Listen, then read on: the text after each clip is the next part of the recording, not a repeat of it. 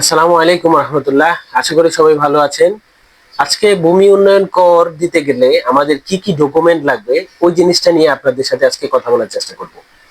ভূমি উন্নয়ন কর দিতে গেলে সর্বপ্রথম যে জিনিসটা লাগবে, আপনার ভূমি মন্ত্রণালয়ের ওয়েবসাইটে আপনার একটা অ্যাকাউন্ট তৈরি করতে হবে এবং এই অ্যাকাউন্টের মাধ্যমে আপনি প্রতি বছর বিকাশের মাধ্যমে আপনি আপনার ভূমি উন্নয়ন কর পরিশোধ করতে পারবেন।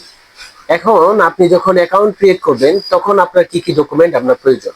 অ্যাকাউন্ট তৈরি করার সময় সর্বপ্রথম যে জিনিসটা আপনাকে লাগবে হচ্ছে এনআইডি কার্ডের ফটোকপি এবং একটি সচল মোবাইল নাম্বার। মোবাইল নাম্বারটা এরকম লাগবে যেটা আপনার আপনার এনআইডি কার্ড দিয়ে রেজিস্ট্রেশন করা।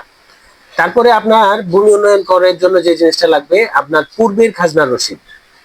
পূর্বের খাজনার রসিদ থাকলে আপনি যত সাল পর্যন্ত দিয়ে আসছেন ওর পর থেকে হিসাব করা হবে।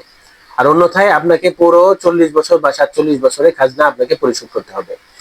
তারপরে আপনার যে জিনিসটা লাগবে বিআরএস রেকর্ড। আপনি যদি বিআরএস রেকর্ড থেকে খাজনা দিতে চান তাহলে আপনার বিআরএস রেকর্ডের স্ক্যান কপি সাথে আপলোড করে দিতে হবে। আর আপনি যদি জমা খারিজ বা কে যদি আপনি খাজনা দিতে চান সেক্ষেত্রে ওই খারিজের কপি বা খারিজের খতিয়ান আপনাকে আপলোড করে দিতে হবে। তারপরে আপনি যদি বিআরএস খতিয়ানের ওয়ারিশ হিসাবে আপনি ভূমি উন্নয়ন কর দিতে চান তাহলে তার সাথে আপনার ওয়ারিশন সনদ ইউনিয়ন পরিষদের থেকে অথবা পৌরসভা থেকে আপনার ওয়ারিশন সনদটা সাথে সংযুক্ত করে দিতে হবে।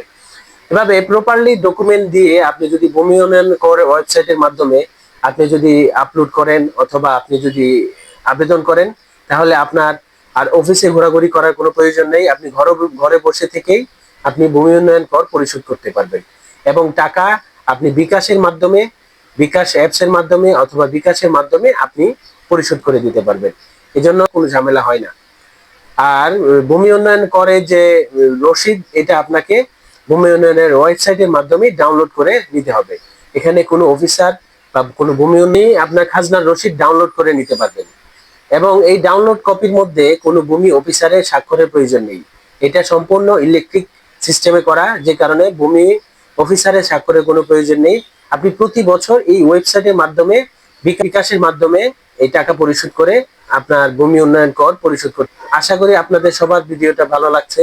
যদি ভালো লেগে থাকে তাহলে লাইকস, কমেন্টস এবং শেয়ার করে আমাদের পাশে থাকবেন। ধন্যবাদ।